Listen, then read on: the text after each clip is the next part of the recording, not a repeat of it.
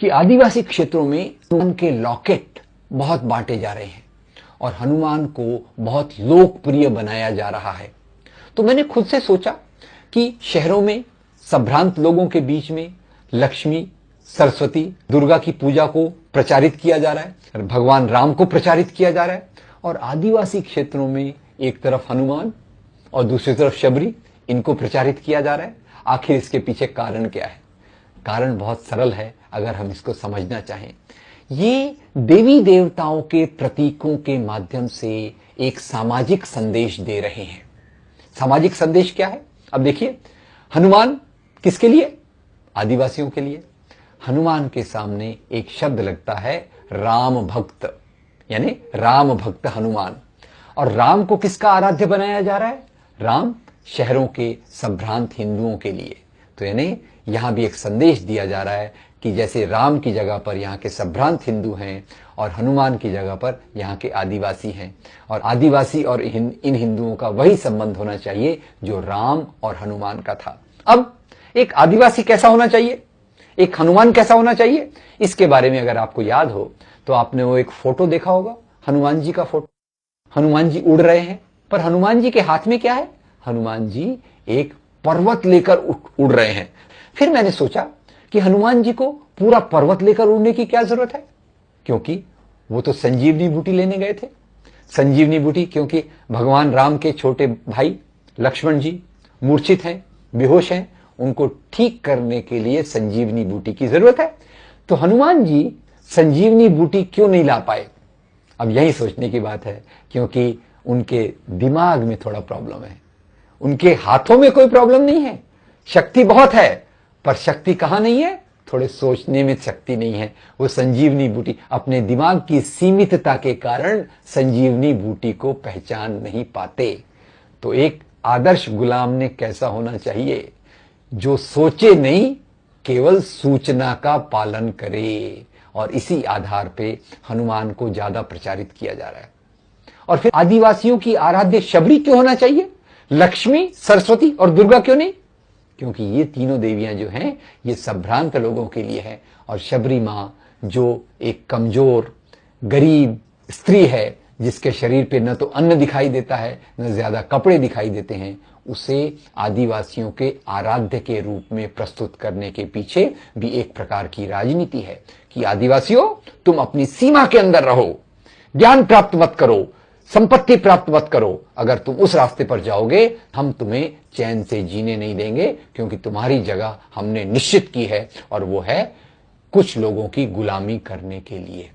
कई मित्र ऐसा सोचते हैं कई बार कि ईसाई विरोधी हिंसा 1987 के बाद ही क्यों चालू हुई। उसमें मैं 2-3 कारणों को सोचता हूं। पहले तो ये कि आदिवासी क्षेत्रों में कुछ आदिवासियों के बीच में शिक्षा के कारण एक सामाजिक प्रक्रिया शुरू हुई। ये सामाजिक प्रक्रिया उनकी बेहतरी की थी, उनकी बराबरी की ओर जाने की प्रगति की थी। दूसरी ओर इन्हीं क्षेत्रों से आदिवासियों ने अपने जल, जंगल, जमीन की मांगों को रखना चालू किया। दूसरा ये सोचा गया कि 1980 के दशक में जो पहले बड़े दंगे हुए, ये दंगे दलितों के खिलाफ हुए, ये दंगे कमजोर लोगों के खिलाफ हुए।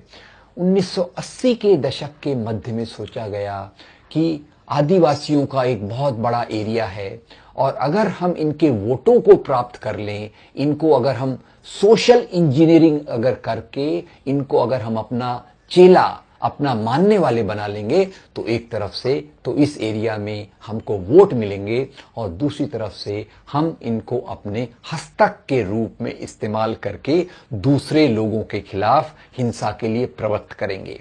ये बात गुजरात के दंगों में देखने के लिए आई।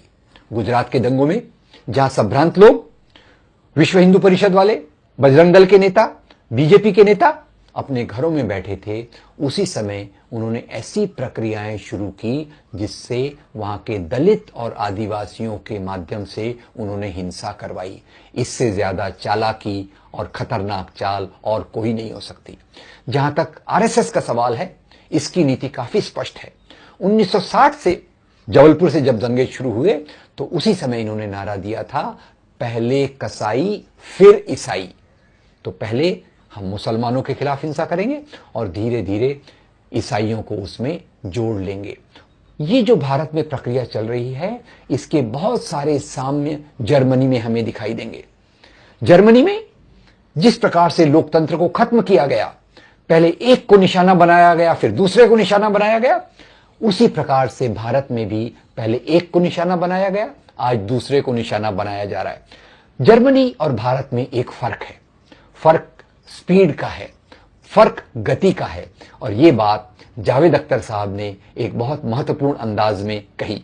उन्होंने कहा, अगर हम जर्मनी में कल्पना करें तो आप एक कल्पना कीजिए एक मेंढक की। एक मेंढक को अगर आप लेकर उबलते हुए पानी में डाल दें तो मेंढक उस उबलते हुए पानी में मर तो जाएगा, तुरंत मर जाएगा, पर उससे बाहर निकलने की कोशिश में वो सफल भी हो सकता है। और यही बात जर्मनी में थी कि वहां एक पूरे अंदाज में जर्मनी में फाशीवाद को पूरी तेजी से लाया गया, जबकि भारत में दूसरा हो रहा है।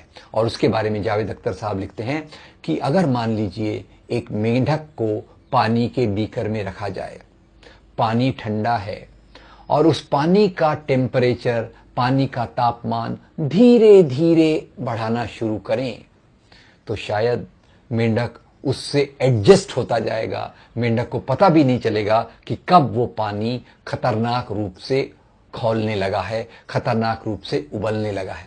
तो भारत के फाशीवाद की गति इसी प्रकार से है। ये धीमा चलने वाला पर ज्यादा खतरनाक फाशीवाद है, जो यहाँ के लोकतंत्र के मूल्यों को खत्म कर कर एक इस प्रकार की व्यवस्था को लाना चाहता है जो हिटलर के समकक्ष हो। और इसमें उसने पहले मुसलमानों को अपना निशाना बनाया और आज वो ईसाइयों को निशाना बना रहा है। इसके बाद ये जो निशाना बनाएंगे वो यहाँ के लोकतंत्र में मानने वाले लोगों का, लोकतंत्र में विश्वास करने वाले लोगों का इसमें इस प्रकार से निशाना बनाया जाएगा। ये जो मैं कह रहा हूं ये गलत है, क्योंकि ऑलरेडी उनको भी निशाना बनाया जा रहा है। और जो कोई मानव अधिकार के कार्यकर्ता अब अल्पसंख्यकों के अधिकार के बारे में बात करते हैं, उन पर भी उंगली उठने की प्रक्रिया की शुरुआत हो चुकी है। भारत की इस प्रक्रिया को अगर हमें देखना हो तो मुझे पैस्टर मार्टिन निमोलर की वो कविता याद आती है जो उन्होंने अपने मरने के पहले लिखी। पैस्टर मार्टिन निमोलर जर्मनी में रहते थे। उन्हीं की आंखों के सामने वहां के यहूदियों का कत्लेआम हुआ, कम्युनिस्टों को मारा गया, ट्रेड यूनियनिस्टों को मारा गया, पर पैस्टर मार्टिन निमोलर ने अपनी आवाज नहीं उठाई। जब पैस्टर मार्टिन निमोलर को मारने आए तो उन्होंने अपनी पीड़ा को अभिव्यक्ति करने के लिए एक कविता लिखी जो भारत के संदर्भ में भी पूरी तौर से लागू होती है।